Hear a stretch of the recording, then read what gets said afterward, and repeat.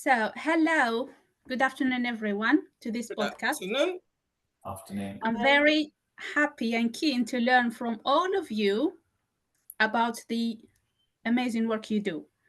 So, just to introduce what's going on here to the audience, because this recording will go to our YouTube channel and to the website. So today I'm having three guests: Councillor Ashley, Councillor Karen, and Mrs. Locke from Diversity House. And we are going to learn from them what they do and how they help the community. So before I start asking the questions, I'm going to give you the floor to introduce yourselves, talk about yourselves, what do you do, your background, and anything interesting about you. So now the floor is yours, and whoever wants to start, raise your hand and Deputy Mayor, maybe I nominate you to start. Yeah. Yeah. Could you start? Who? You. Me? Please. Oh, right. Yes, Oh, please. sorry. Miles away there. Yeah. So hi. So I'm Councillor Karen Watson. I'm in the I'm a bit old. I moved to Sittingbourne about 12 years ago. Previously, I lived in Orpington and in Penge, which is South East London. Married, I've got 3 children. My youngest is my daughter. She's currently at university, studying English. She's the first in our family to go to university.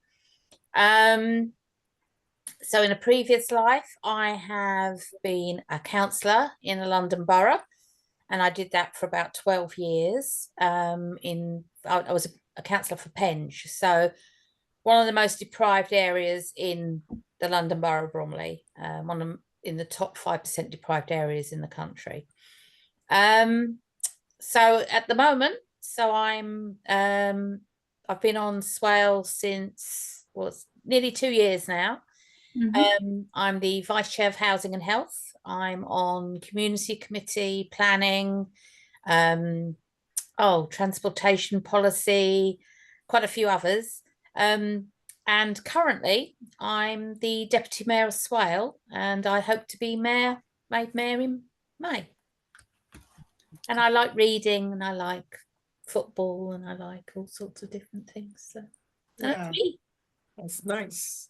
How lovely, yeah. Councillor Ashley. So I'm Ashley Wise. I'm a councillor for Kemsley Ward. I'm also currently deputy leader of the council.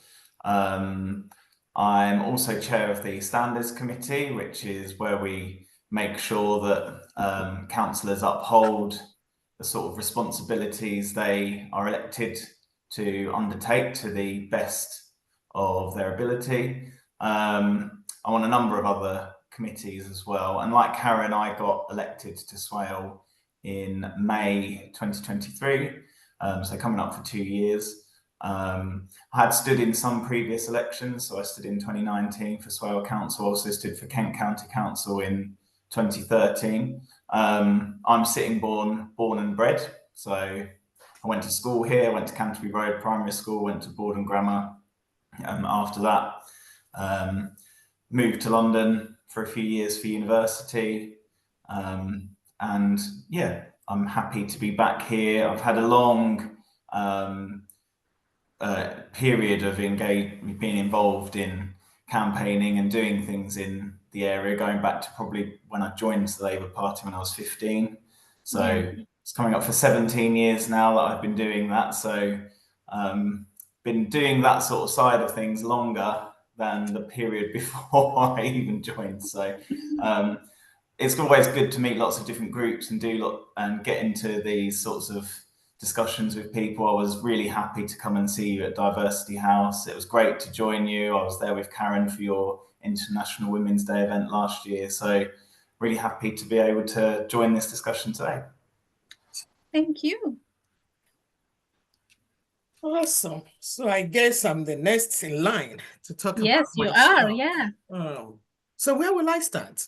My name is Christine Locke, and the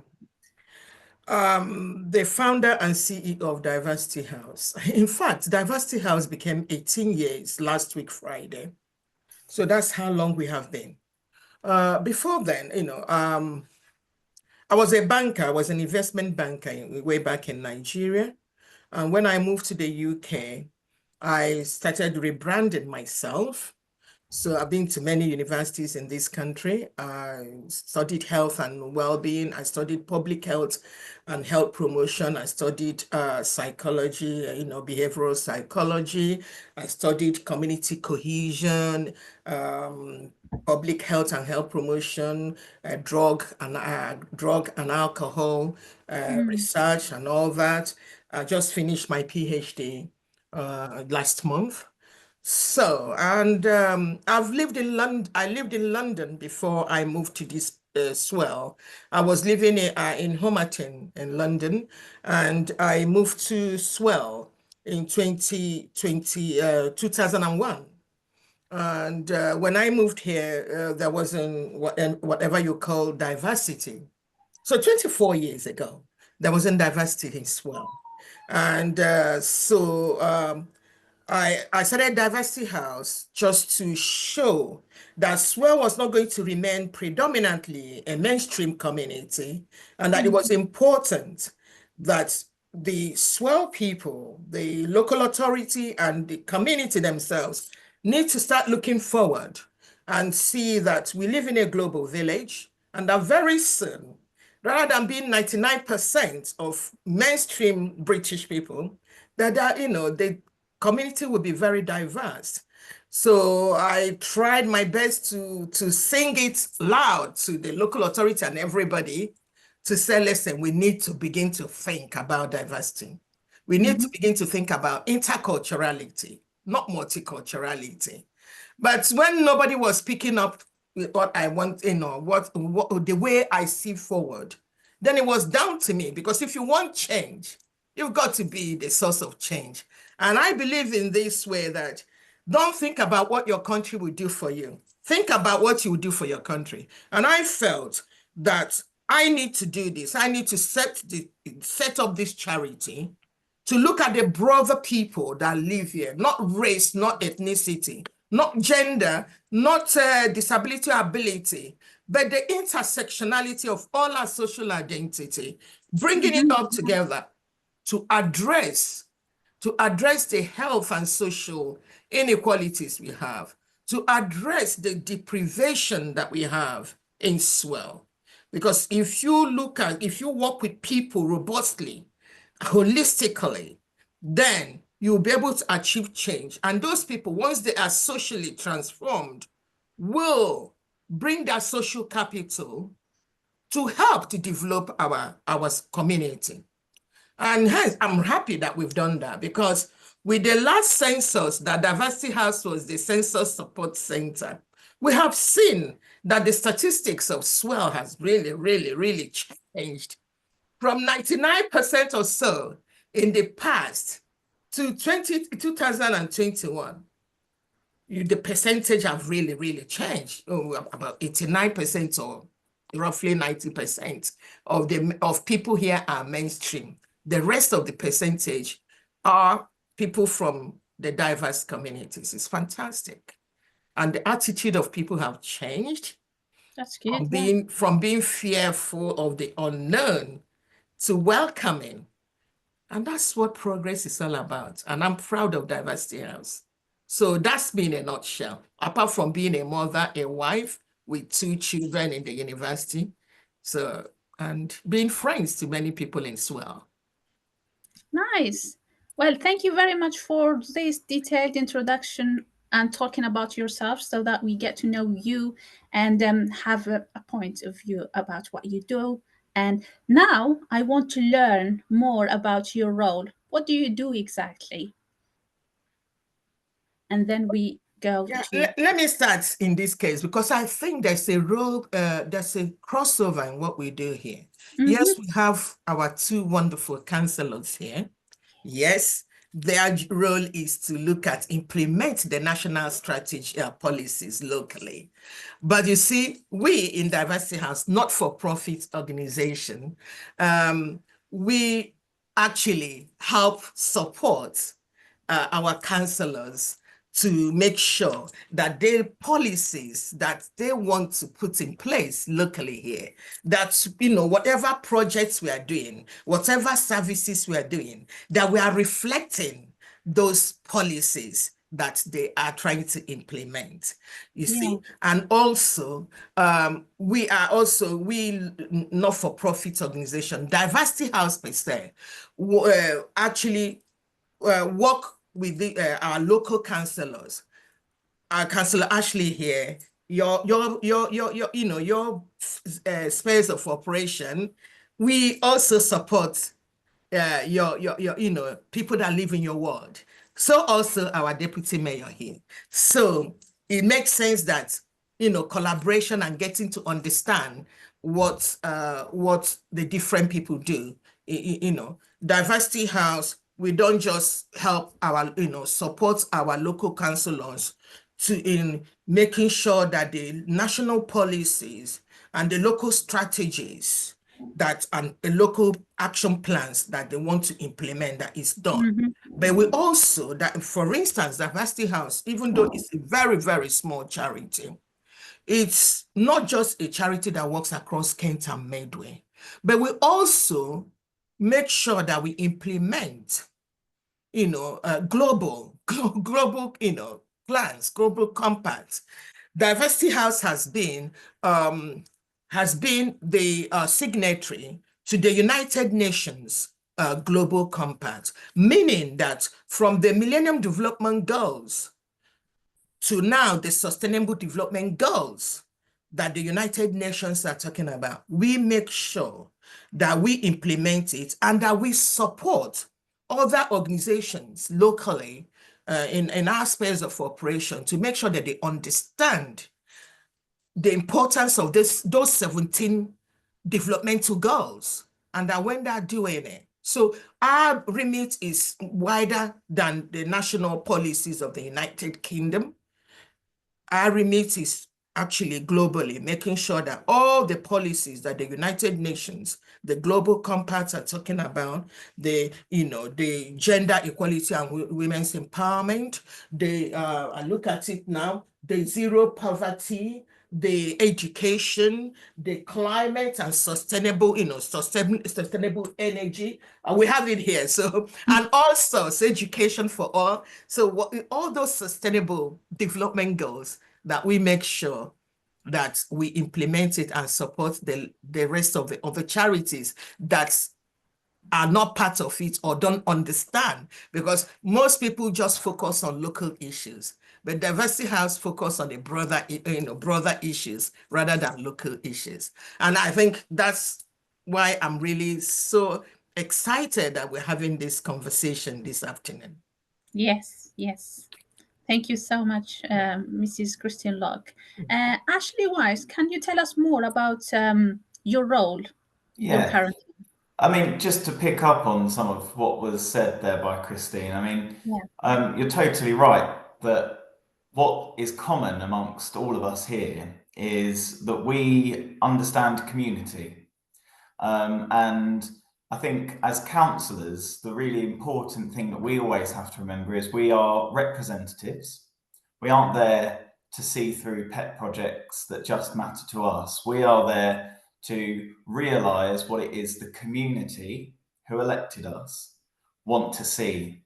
And that means balancing interests sometimes. It means, as Christine said, interpreting stuff that happens nationally, not just locally, so that we can make sure that it's in the interests of local people, and where it's not always in the interests of local people, making sure that that's heard.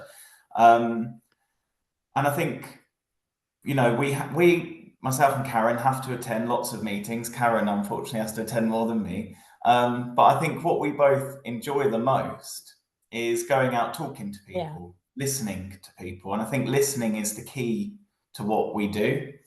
You know, I think councillors of any party or none fundamentally are there to make a difference. And we may disagree with each other, but actually I think part of what inspired me to think about standing again in 2023 was the work that the previous council over the 4 years before that, as a coalition working with all different parties, was able to achieve. The way that they were able to make the council seem more open, more accessible, and more on people's side. That politics can be done in a nicer way as well. And when people feel that, more people want to get involved. And the more people that get involved, you know, going back again to another point that Christine raised, we can't have councils dominated by basically people all of a certain background who all look and seem the same because their experiences have all been similar. Our community is no longer like that. And actually, it was never good in the first place that we were just having largely men who were over 60 running the show, basically. Not that there's anything wrong with men over 60 being involved in doing this. Everybody has so much to bring to the table, but we can't allow a situation where local structures are dominated by people who aren't representative of the wider community, and things have changed, as Christine said. So I was really inspired by the way that people from all different parties came together in 2019 and started to change things, change the way that things were done. And so for me and Karen, I think what is really essential for us is being able to put across what is in the best interests of our community, what is in the best interests of Swale, the different towns and villages that make up Swale, and then all the different organisations that work with us to do things like Diversity House. Councils have seen their budgets cut massively under the last government. Swale Council gets, between 2010 and 2024, had about 40% less funding to what it had in 2010. That's a massive cut. It means that services being provided by the council are no longer as comprehensive as they used to be, which means we have to work together with all the other organisations that exist in our community, that exists in Swale, that do good stuff all the time and actually know the needs of the people that use their services far better than councillors. And we need to make sure that everybody then is part of that conversation, that we're all doing stuff together to make sure that when people need something, it's there. When people need support, they can be supported. And when they want to do something differently, they are able to go to the people and say to them that can help them do things differently, this is why, and this is what we'd like to do. And I think that's what our role is as local councillors. Thank you, Councillor Ashley. Councillor Karen, what can you say about your role? I think Ashley's said most of it anyway. The most important thing to me, and it always has been in both the councillors' positions that I've been in, is I always want to be a voice, because I need to be a voice for my residents, because we've got so many people being disenfranchised by thinking that we just don't care. And as Ashley has said, we've had a situation in the past where it has been very much run by men of a certain age, of a certain class, and our communities aren't like that. When I was in Bromley, there were 60 councillors and a majority of them were male with grey hair, upper middle class. There weren't that many women. There was no one of colour. I think I was the first single parent, that was a single mother that was on the council. And our communities aren't like that. So I've come into Swale and we've still got a way to go, but we are more diverse, a more diverse council, which is fantastic. It is brilliant. There's more people there that actually have life experience, that are able to have an understanding with the residents, and that is half the battle. Sometimes people don't think that you understand what they're going through. I've been there. I've been where hadn't had enough money for myself and my children to eat, so I've gone without so my children can eat. I'm a survivor of domestic violence. I've been there when it's been really tough and just you despair and you don't know what to do. So I've walked a mile in those shoes, and I want to bring that experience to what I'm doing. And that is why the fantastic job you guys do at Diversity House, because you're keeping us on our toes and we are answerable to what you have to say, because we can't see what's going on out there in the community all the time. So organisations like Diversity House are able to pull us in and go, do you know that? And you're able to question us and bring us to account. And that is fundamental. And that's what we do. And I think that's some of the things that we enjoy doing. As Ashley has said, some of the best things we can do is sometimes just making a little tiny difference, but it's a big difference to someone's life. And that's why I came into being a councillor. I wanted to make a difference. You can do all the sound bites as much as you like, but it's your actions are what make the difference. And yeah, so I'm very passionate about bringing more women into politics. I think it's so important. I think many women see politics as being something that they don't want to get involved in because it's very male dominated, it's boring, they're not going to listen to me. And I've had that when I was at Bromley, I'd walk into a meeting and I wouldn't be taken any notice of because I was a woman. I don't have that now. I don't have that in Swale, and that is refreshing. But we need more. We need more women and girls to get involved. We need more people from our diverse community to get involved in what we're doing, because without that involvement, it will be stale and we won't be able to make a difference. And I really feel that would make a difference. So as a councillor, I'd like to think that people could come and talk to me, and they do a lot. And as deputy mayor, I want to spread that as well. And if I'm honoured enough to be mayor in May, that is something that I will be expressing a lot about, is trying to bring more people together. So that's what we do. We listen, we give people the voice that they may not have. And I think that's really important as well, is for people to feel that they can stand for election or get involved in their local community or become a councillor. Sometimes it takes some of us to ask them. Yeah. People won't always just come forward and do it. Sometimes people have to be asked, and we have to be asking people, because we want good decisions to be made. We want the best interests of our community to be represented and put forward. And that means sometimes we have to ask people. People don't just magically come forward sometimes. It means being asked, being supported, being encouraged to do that. Great. And that is the thing. We need to look at what we're doing, because we haven't got a little tree at the bottom of the garden that we suddenly produce people that want to come forward and represent their communities. And that is the thing, it's representing. Whether you represent with a little art or a big art, it's up to you. But without that voice, we don't hear it. And if we don't hear it, we can't react to it and we can't help. And Diversity House, you do such an amazing job. But as I said, you bring us to account, because we come to you and we go, is there anything we can do? And that is why we should have strong bonds within the community. Fantastic. Yeah. I'm really excited to hear this because sometimes, we in Diversity House, we find ourselves in a very lonely place, and we feel sometimes discouraged. We feel, do they really appreciate what we do? Because I can tell you that we are very few here, very few. We don't have, in fact, we're the smallest charity that you have locally here in terms of manpower. And the team here, they work, I'm so proud of them. They're so passionate. And like you said, without passion, there will never be social transformation at all.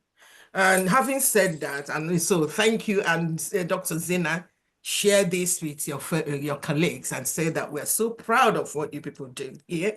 But coming to the issue of representation, you know, Diversity House, like, you know, one of the centers we run is Center for Women and Girls, and the other center is the Center for Innovation and Development, which means we are a learning organization. We want people to learn. We want them to develop skills, the skills that we need in Swell, because if we don't have skills, we're not going anywhere. But we want also women and girls to feel also that they have a say in this community and in the country, and that, you know, that nothing should put them to disadvantage, you know.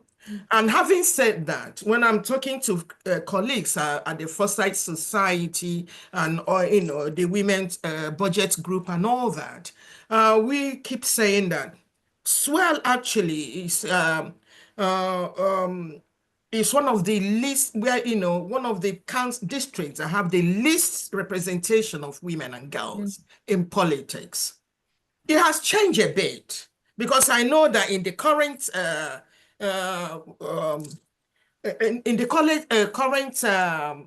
seats that you have I think it's 13 women. 13 women are in politics.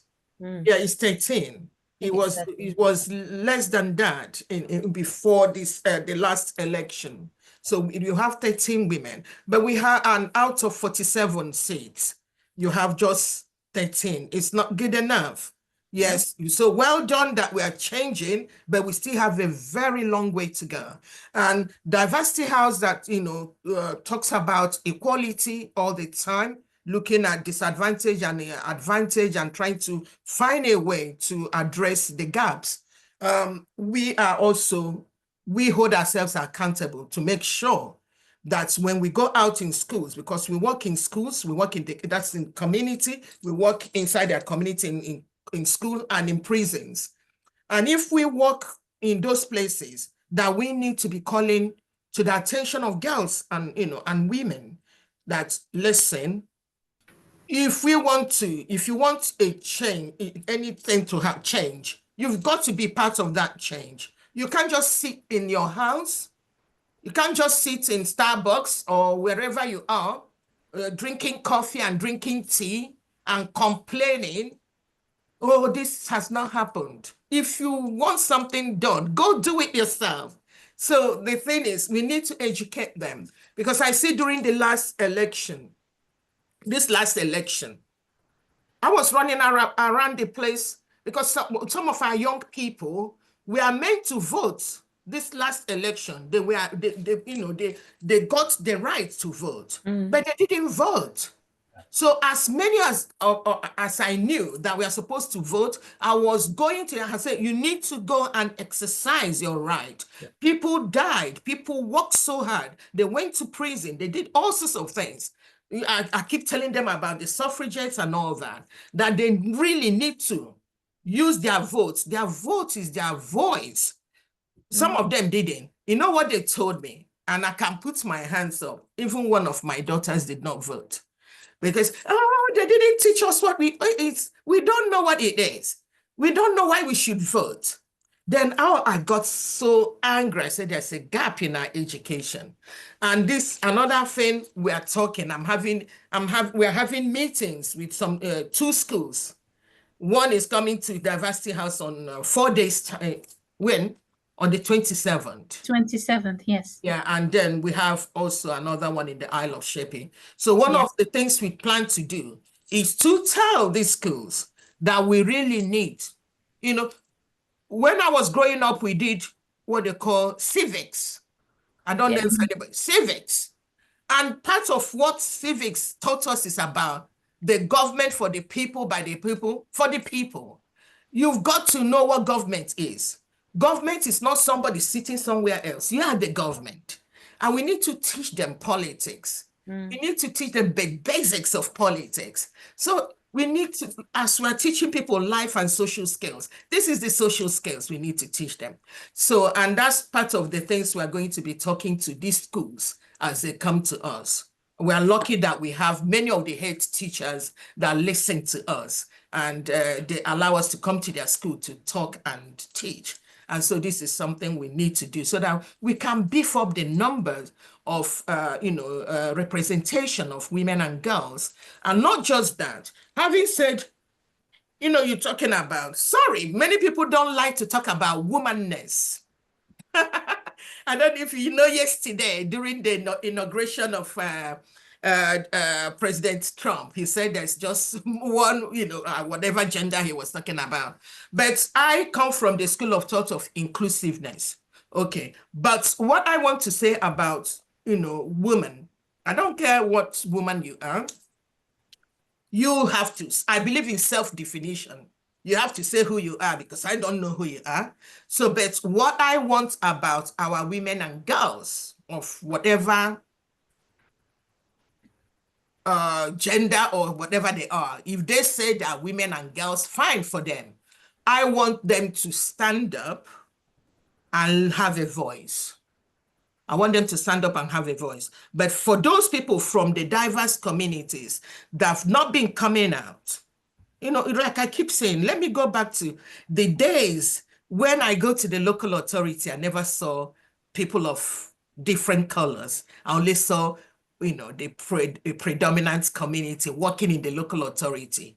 I was so excited when I went the other day, and I saw people that you usually do not see working in our local authority. It made me so proud that they're listening, that we are recruiting people, diverse people now, working in our local authority. But in that same way, I want women that are not the usual, because you are deputy mayor, know that. How many women of other colors do you have as councillors here? We don't. Zero. None. So, and some of them came to me to say they wanted to, during that International Women last year, one of them came to me and said she wants to be a councillor. She wants to be mentored. So I took her, and I wish I brought her to you, but I brought her to, who was there again? There was this lady councillor that was there, Bonnie. Monique Bonnie. Yes, she was there. And I handed the lady to her and said, could you help me mentor this lady? And the lady says she's been phoning and trying to get in touch with Monique, but has not been able to do, can't. And so I want somebody that will mentor both young and adult ladies, even if they end up not winning, but they've gone through the process. They know what it is. Yeah.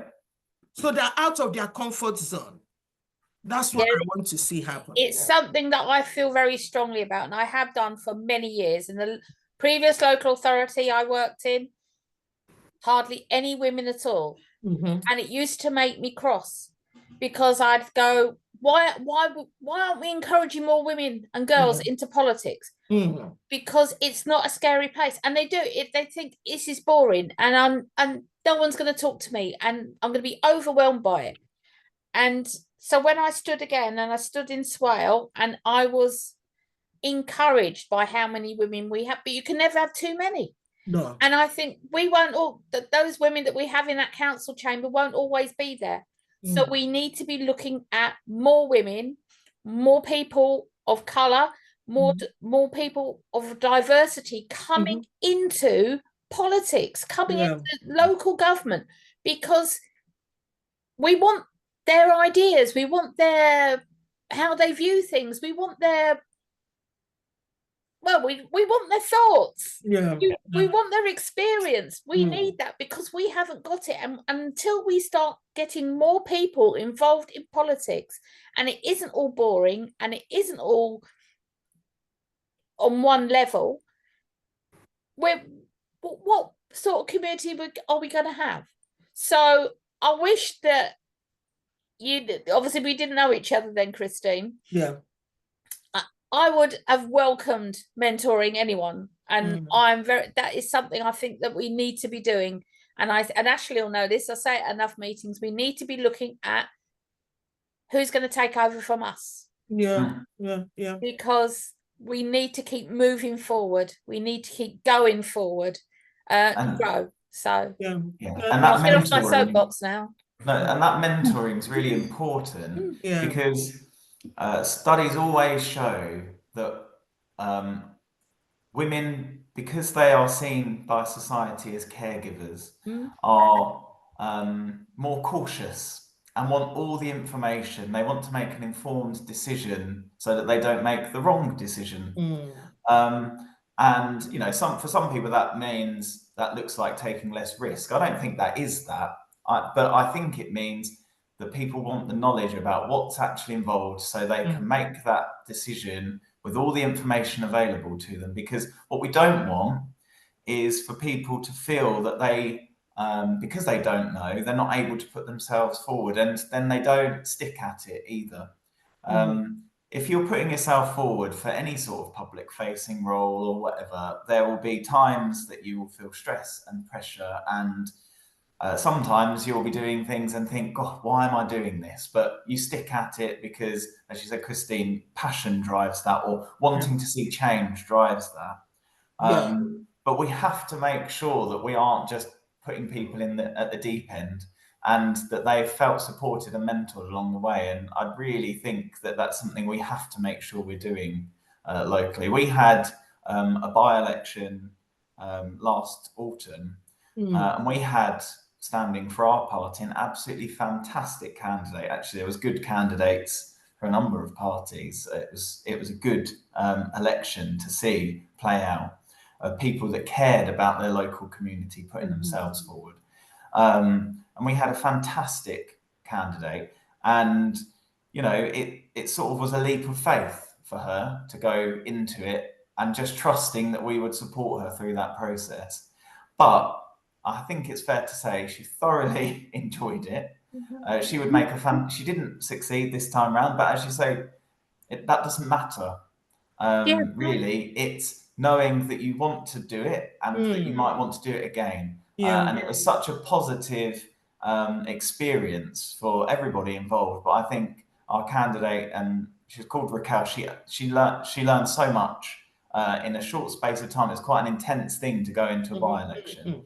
But it was amazing. It was a big eye-opener. It was a big learning curve.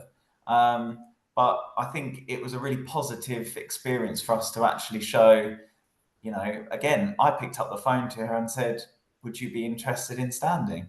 And that's what started that. And I said, just be sure, you know, be assured I will be there every step of the way to listen to you, to give advice if you're seeking it, to, you know, work out all the admin side of things with you, because there's all sorts of things involved, so that she didn't feel that she couldn't.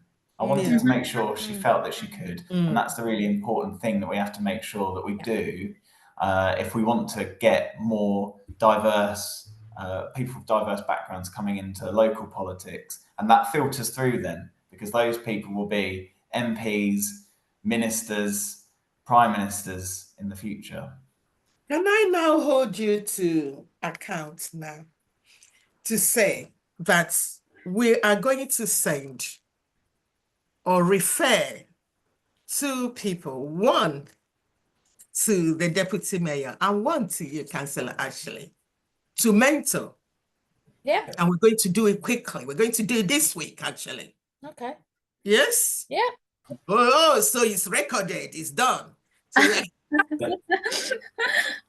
you can't run away from it now. So it's done. So we're going to refer two people from, you know, these diverse cultures to you. And we know if we can get them into local politics, because I believe in what Robert Putnam said, his economics, is that social capital, when people have a sense of belonging where they live, when they feel valued, then they are very, very motivated to bring their social capital, their assets. Because you see, one thing that kills us is that when we look at everybody, you know, they have assets.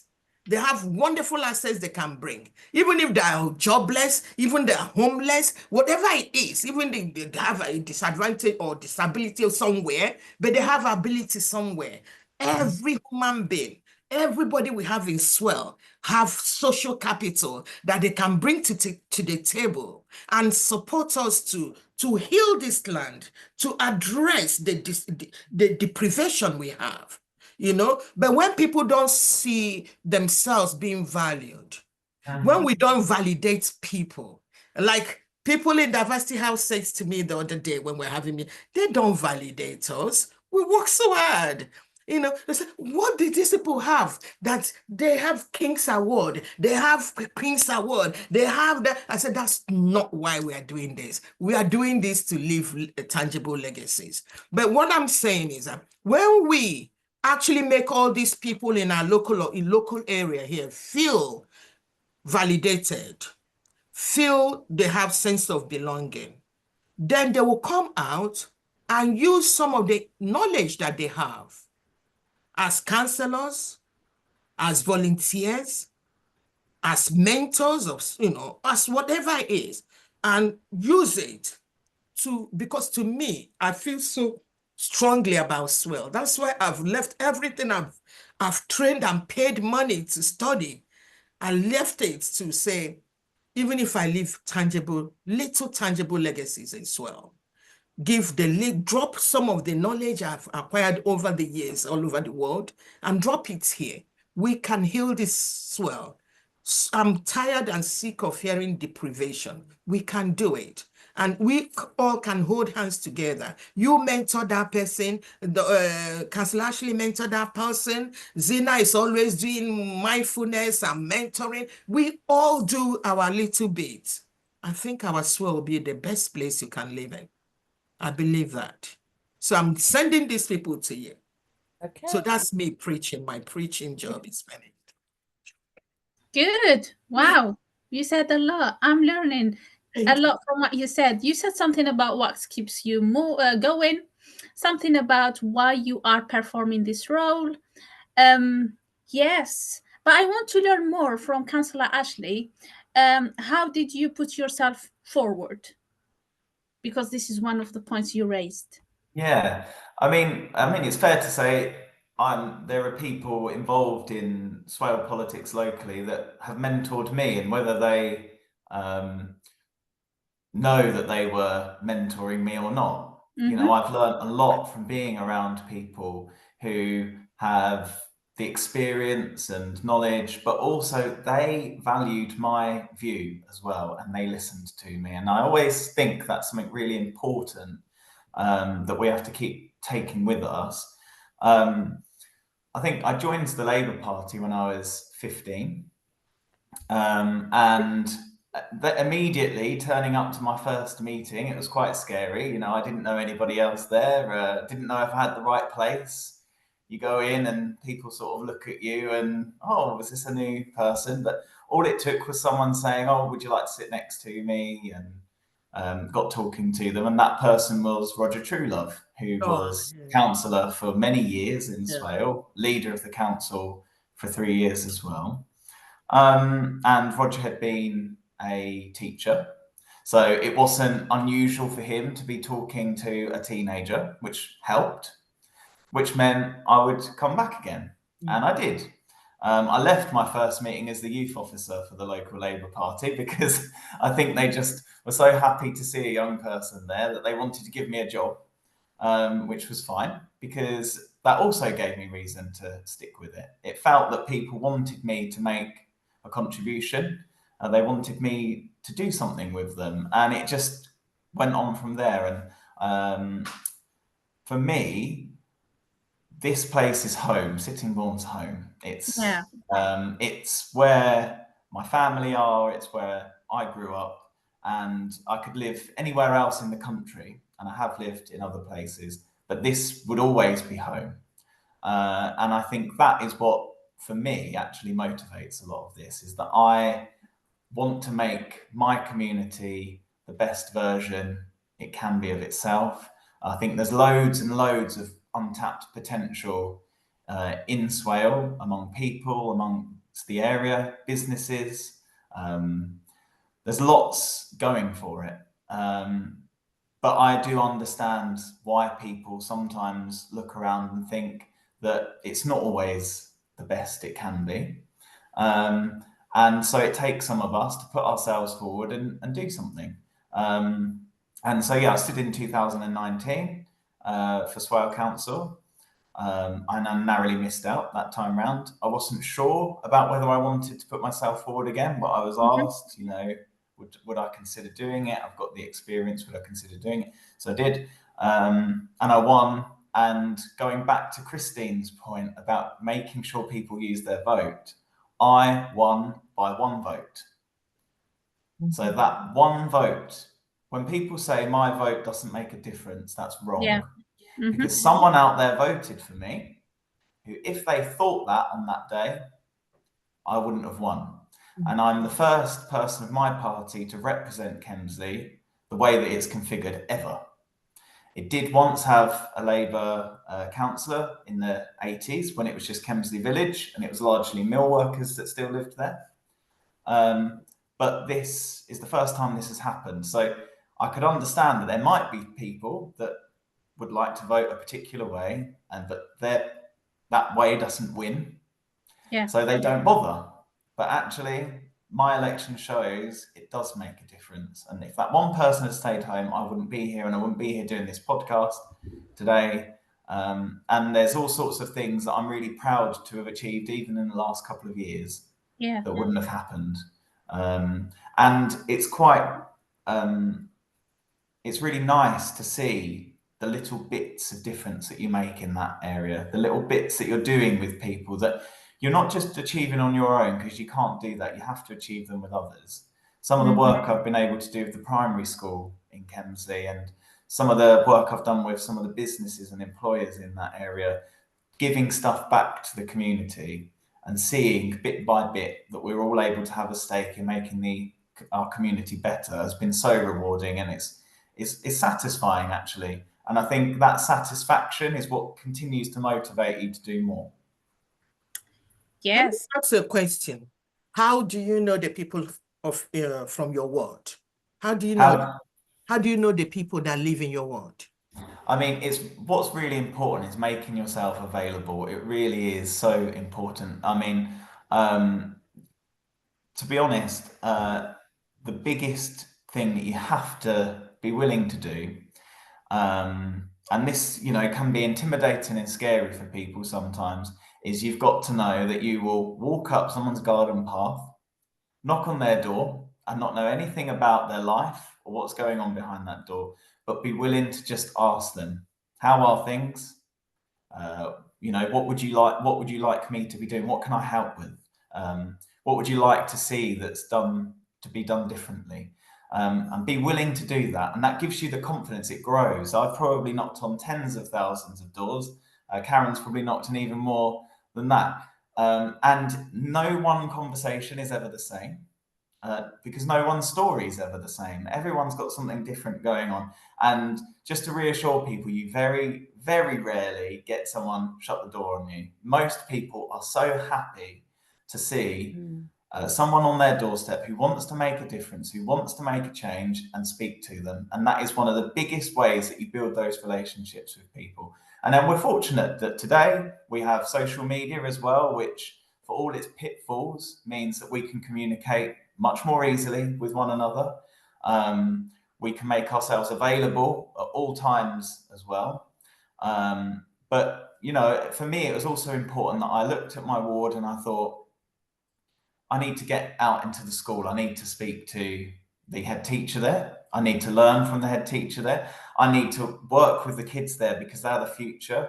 They are you know, if you can work with them, then you are building the foundations for what they want going forward. And that goes back to that point of the legacy that anyone can have, supporting them to have their own legacy and do their own things for the local area has been really important for me. So, but that really is that feeling that you can walk down someone's garden path and knock on the door and speak to them totally out the blue and learn from them and have a productive conversation about their community is the really important way that you will get to know the people in the area you represent.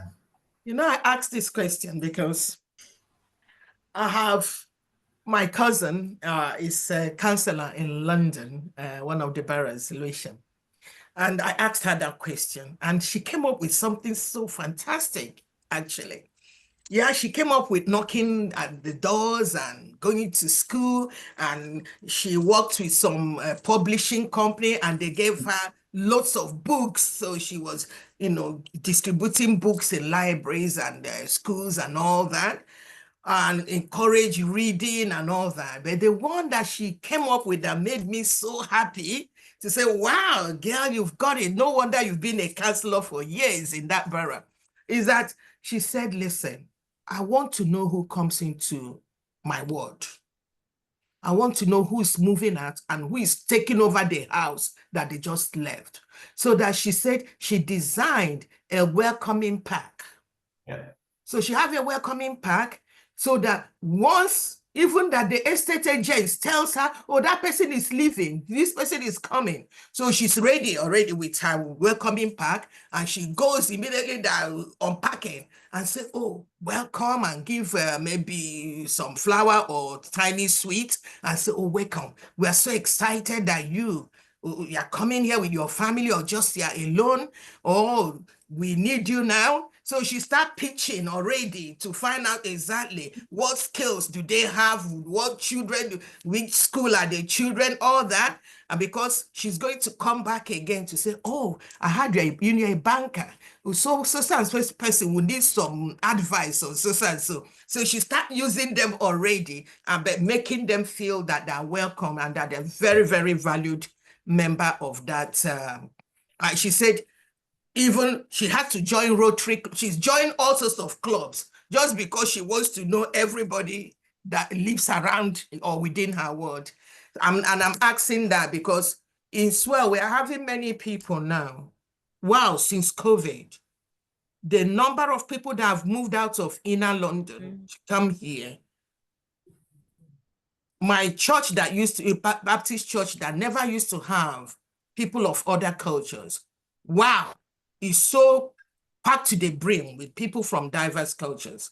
So, and I know that you as councillors, you will be so interested to know the people that live in your ward so that you can give them the best support that, they need. I'm sure of that. Well, after I was elected, I made sure it was my mission, basically, over the next year to knock on every single door in my ward. Great. People weren't always in and would try and go back if they hadn't been in. But it was really important to me as well that people knew that after someone's elected, that's not the end of the conversation, it's the start of the conversation.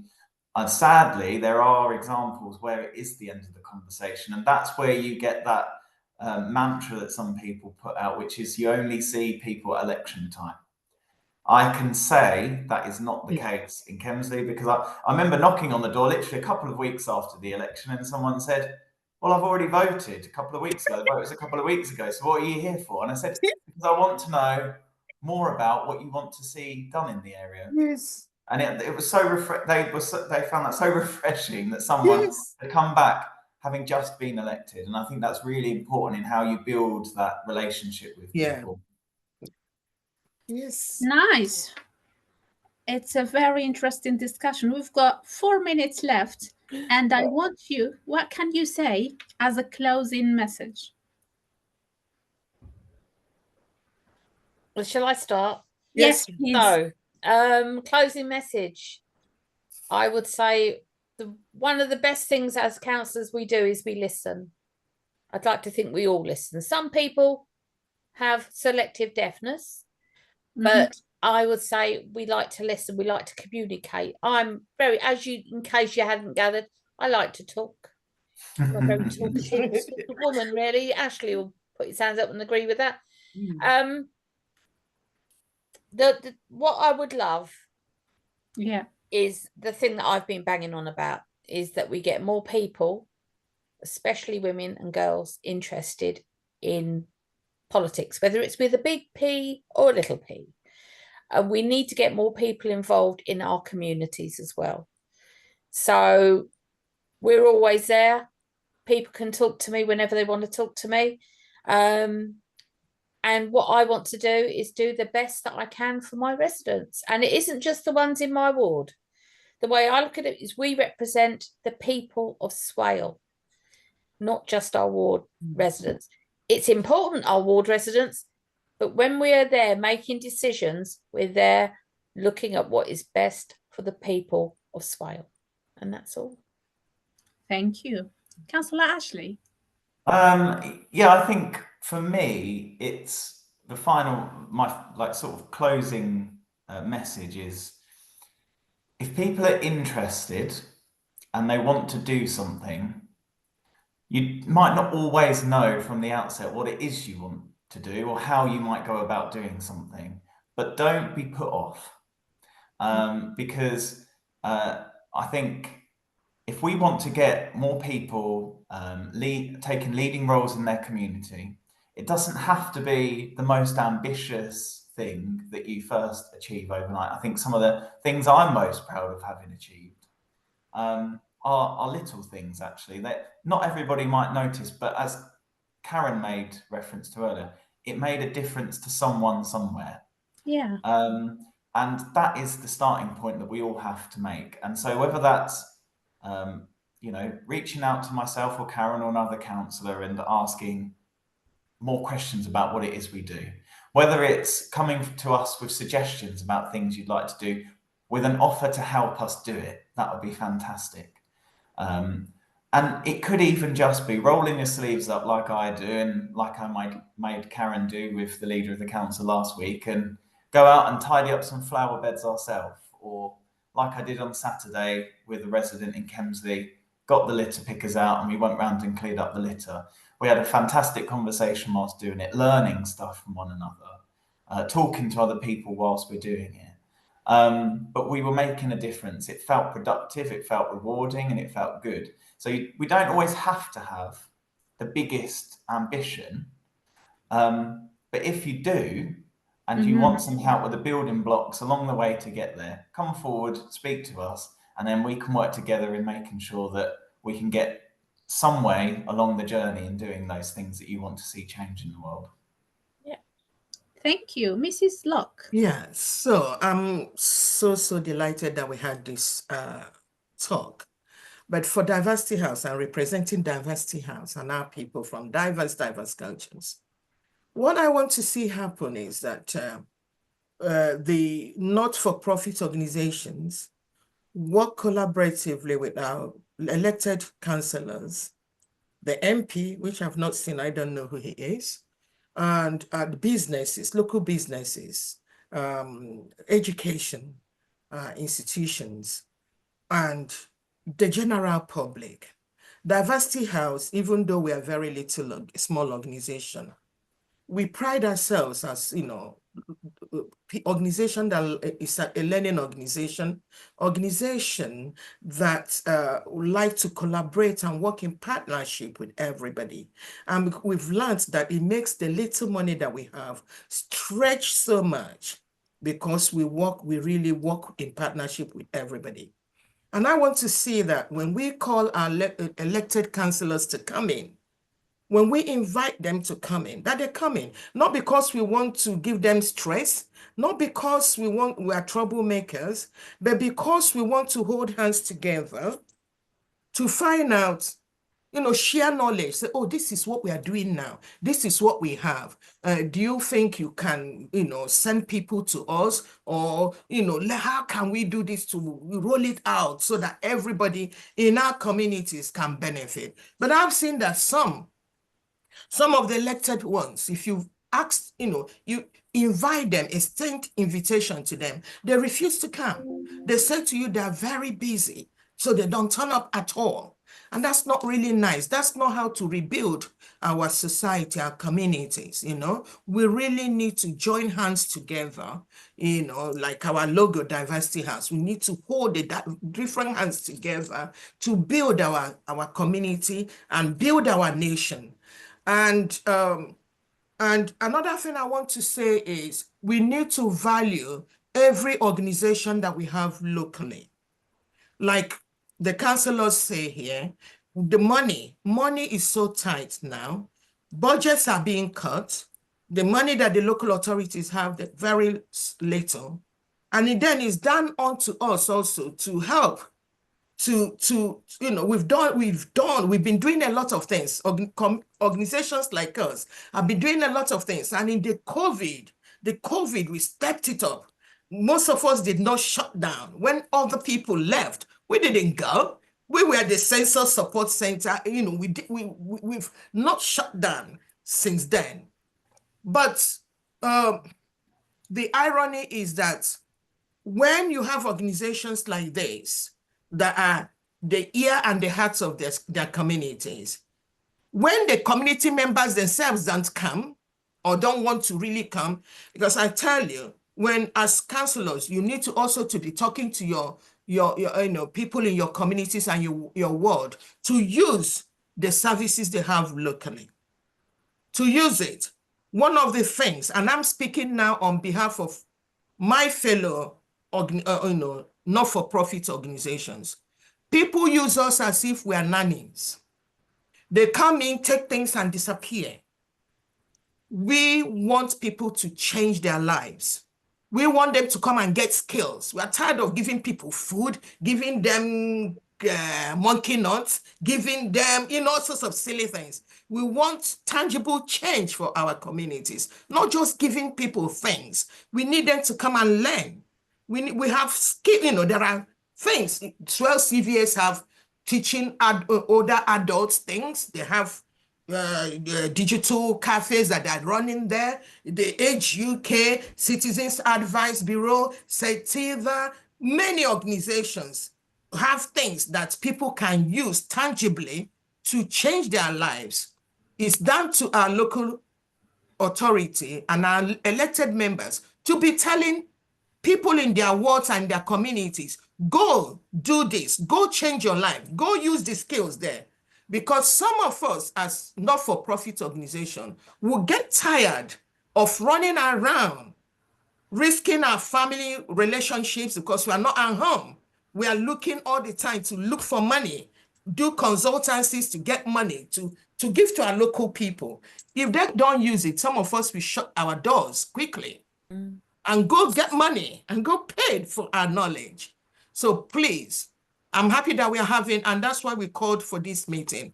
Please, before it's too late, because before some of these very learned people that are running all these organizations decide to say, we've had it, we've done community-minded things, let's go look after ourselves. Please help us to pass the word to them. It's not about just going to come and take food in places. They need to come and get the knowledge that will help them to stand and be self-reliant for themselves, to be independent for themselves. Or else if they don't, people like Diversity House will shut their door one day and get away. And then they will need us and we will not be found. Thank you. That's my message. Thank you so much. Thank you, Councillor Ashley, Councillor Karen, Mrs. Locke, for sharing your time, your knowledge, your experience, and for giving me this opportunity to learn, and also to my audience in our YouTube channel and website to learn what councillors do, what charities do. So thank you very much. Bye for now. Thanks. Bye. Okay.